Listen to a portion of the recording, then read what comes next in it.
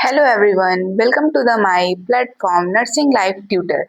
और आज हम स्टडी करेंगे vital sign chapter 6 semester first का चैप्टर है।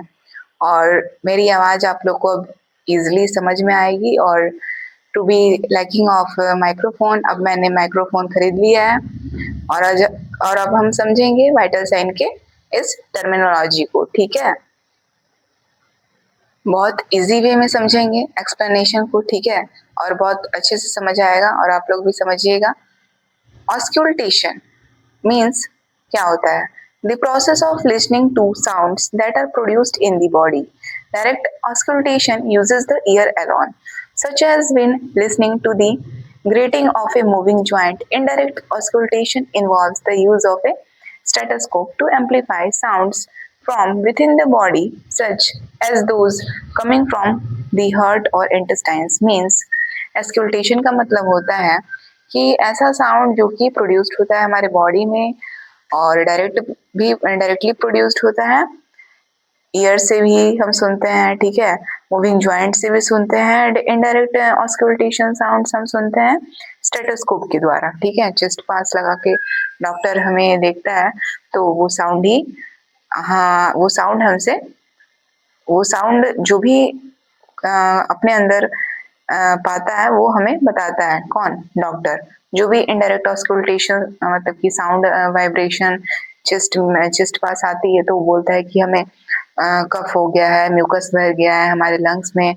क्योंकि क्या हमें वो ऑब्जर्व करता है बाय दी स्टेथोस्कोप, और तब वो बताता है पेशेंट को, कोई भी पेशेंट को, कि आपके अंदर ये प्रॉब्लम है, ये भी प्रॉब्लम है। ठीक है, चलिए सेकंड पॉइंट है हमारा apical pulse. An apical pulse is a central pulse that is located at the apex of the heart, called as point of maximal impulse.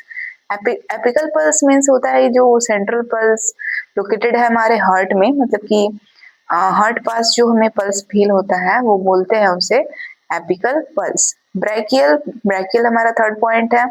Pulse felt at inner aspects of the biceps muscle of the arm or medially in the antecubital space.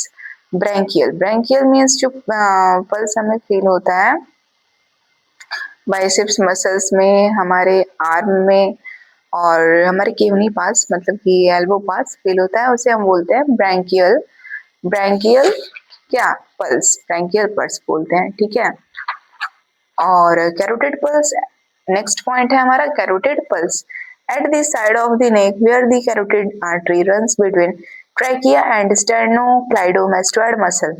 ऐसा pulse जो हमें neck पास feel होता है between the muscle trachea, between the trachea and sternocleidomastoid muscle के बीच में ये पल्स फील होता है नेक पास।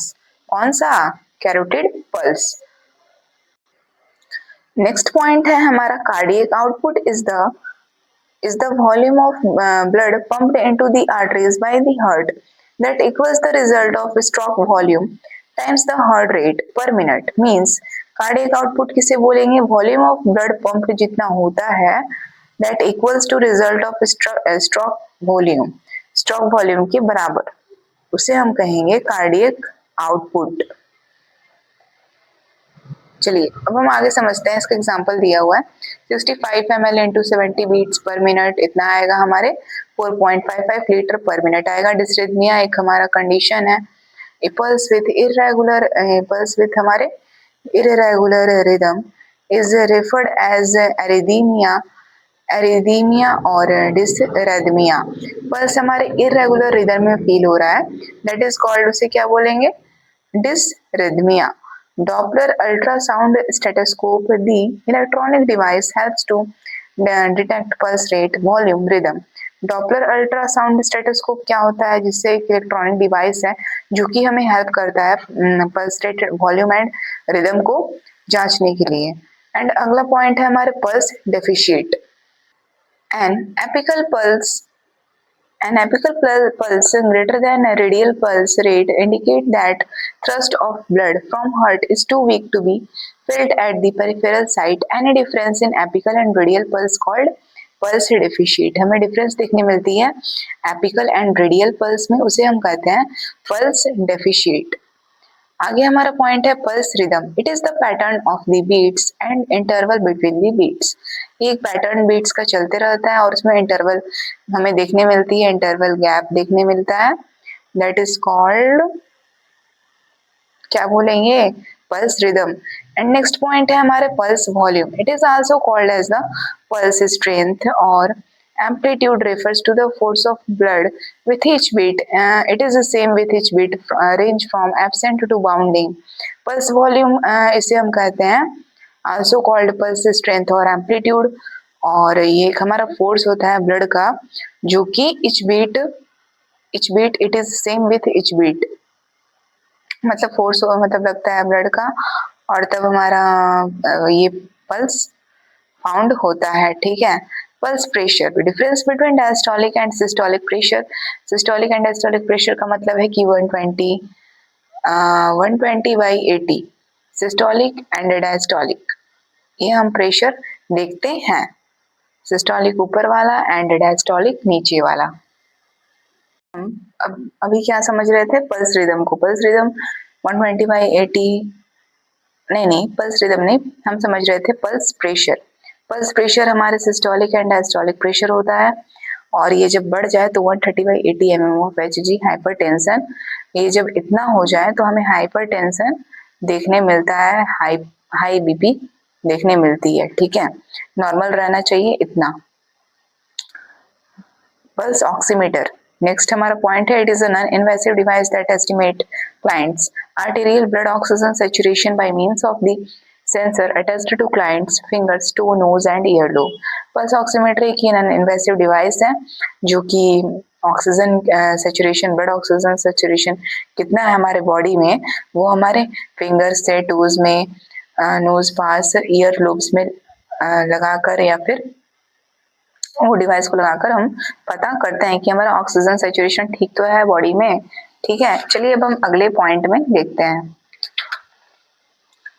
अगला पॉइंट है हमारा भाई pulse, point of maximum pulse. Point of maximum pulse, apical pulse in contrast is a central pulse that is located at the apex of the heart referred as point of maximum pulse। जो हमारा point of maximum pulse है वो कहाँ found होता है, ये भी central pulse है हमारे एपेक्स ऑफ द हार्ट, मतलब बीच में पाया जाता है हार्ट के, एंड इसे ही हार्ट के, और इसी हम पॉइंट को कहते हैं point of maximum pulse. Posterior tibial, posterior tibial का मतलब होता है, पोस्टीरियर टीबियल का मतलब होता है कि pulse felt on the medial surface of the ankle where the posterior tibial artery passes behind the medial malleolus। Means कि जो ऐसा पल्स है जो फील होता है हमें एंकल, पैर में एडी पास फील होता है, ठीक है, उसे हम कहते हैं posterior tibial. Posterior dorsa pedal, pulse felt on the dorsalis pedis, पैर के ऊपर पल्स फील होना, दैट इज कॉल्ड, ये हमारा पोस्टीरियर डोर्सा पेडल बोलते हैं। रेडियल कलाई पास जो फील होता है हमें। Pulse temporal, it is a site where the temporal artery passes over the temporal bone of the head. Site is superior and lateral away from the midline of the eye। Means temporal, ये ऐसा temporal artery हमारे head, सिर पास देखने मिलती है, वहां से हम पल्स फील करते हैं, उसे बोलेंगे टेम्पोरल।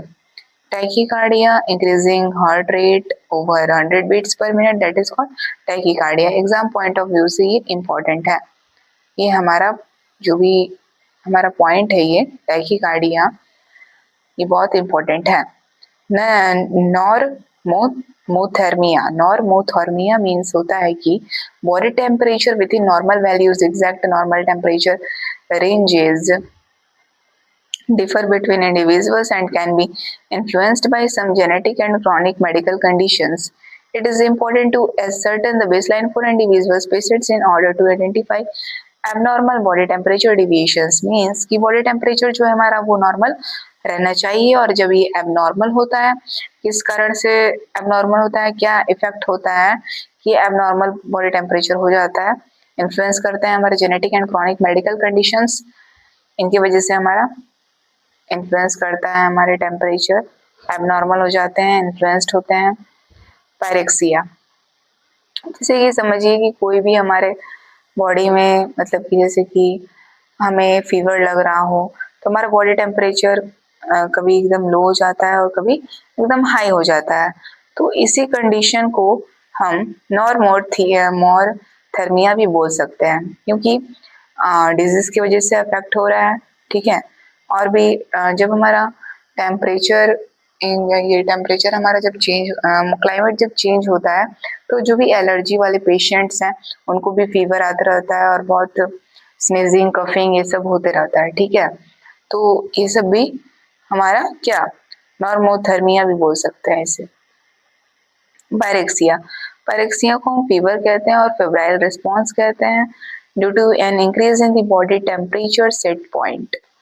मीन्स जब हमारा नॉर्मल बॉडी टेम्परेचर कितना होता है 37 डिग्री सेल्सियस, ठीक है, और 98.6 डिग्री फ़ारेनहाइट हमारा होता है। तो जब हमारा टेम्परेचर बढ़ जाए या फिर टेम्परेचर मोस्टली बढ़ता ही है फीवर में, ठीक है, तो बढ़ता ही है, तो इस कंडीशन को फीवर कहेंगे। और इन्फेक्शन और इन्फ्लेमेशन, कहीं भी हमें चोट लगी हो, कोई भी चीज़ में इन्फेक्शन हो रहा हो हमारे लंग्स में, किडनी में, लीवर में, ठीक है, या फिर हमारे ब्लड में ही, तो हमें फीवर आते रहेगा, वोमिटिंग होती रहेगी, ये सब हमें देखने मिलता है। और कहीं भी हमें चोट लगा हो तो इन्फ्लेमेशन तो होता ही है और उसकी वजह से हमें फीवर देखने मिलता है। तो फिर हम मेडिसिन लेते हैं तो फिर हम ठीक हो जाते हैं। ठीक है, अगला पॉइंट है हमारा hyperthermia, an elevated body temperature due to failed thermoregulation. This occurs when body produces or absorbs more heat than it can dissipate. Hyperthermia means elevated body temperatures में भी body temperature बढ़ जाता है ड्यू टू फेल्ड थर्मोरेगुलेशन के कारण, और इसे हम कंडीशन को कहेंगे हाइपरथर्मिया। हीट स्ट्रोक क्या है भाई? ए presentation of severe hyperthermia. Thermoregulation is overwhelmed by excessive metabolic production and environmental heat. In combination with impaired heat loss, this is uncommon with an inpatient setting. Means कि जो हमारा severe hyperthermia इसे heat stroke में देखने मिलता है, metabolic production and environmental heat मतलब कि एनवायरमेंट के अराउंड हमें बहुत हीट एब्जॉर्ब होता है, हमें हीट एब्जॉर्ब हो जाता है बहुत ही एनवायरमेंट क्लाइमेट के द्वारा, तो हमें हीट स्ट्रोक हमारे बॉडी में हो जाता है। ठीक है, ये कंडीशन है। Low temperature, a lower body temperature where the body loses heat faster than it can produce heat. चलिए, तो इसको हम समझ रहे थे लो टेम्परेचर के बारे में। मीन्स हमारा जो बॉडी टेम्परेचर उससे बहुत कम हो जाए तो इसे हम कहेंगे लो टेम्परेचर। चलिए आगे हम पढ़ते हैं hypothermia, an abnormally low body temperature where the body temperature drops below a safe level.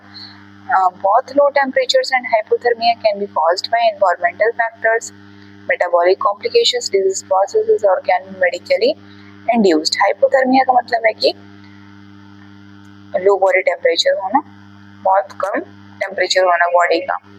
ठीक है, बहुत लो टेम्परेचर्स एंड हाइपोथर्मिया ये सब कारण से होते हैं। ठीक है, environmental factors, metabolic complications, disease processes और can be medically induced.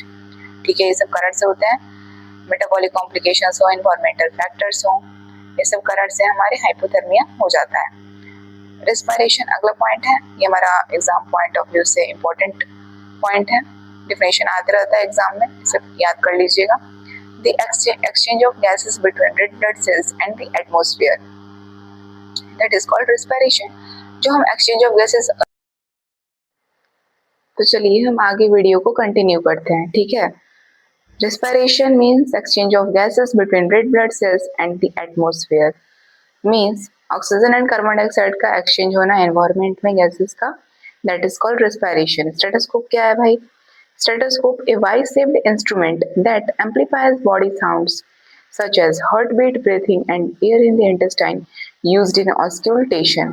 Means Y-shaped instrument है, ठीक है, बॉडी साउंड्स को सुनने के लिए डॉक्टर यूज करते हैं, हार्ट बीट, ब्रीथिंग को, एंड कुछ भी प्रॉब्लम हमारे चेस्ट में तो वो बता देते हैं कि हमारा ये प्रॉब्लम है, पेशेंट को बता देते हैं। ठीक है, जैसे कि हम बता सकते हैं कि जैसे डॉक्टर हमें ये स्टेथोस्कोप से चेक करता है, तो बोलता है मतलब कि जब हमारे चेस्ट में व्हीजिंग जैसे ज़्यादा साउंड आती है तो बोलता है कफ आपके हो गया है बहुत चेस्ट में, तो फिर उसको रिलीफ करने के लिए मेडिसिन देता है। ठीक है, आगे हम पढ़ते हैं hypertension, high blood pressure, hypotension, low blood pressure, branchial artery, a blood vessel that goes from your shoulder to below your elbow. You measure your blood measure pressure in the artery means branchial artery हमारे कहाँ elbow पास देखने मिलती है। ठीक है, ऐसा ये artery है। ठीक है, हमारे कितने आर्टरी होते हैं आप बताइएगा कमेंट में। ठीक है, चलिए आगे हम पॉइंट में देखते हैं।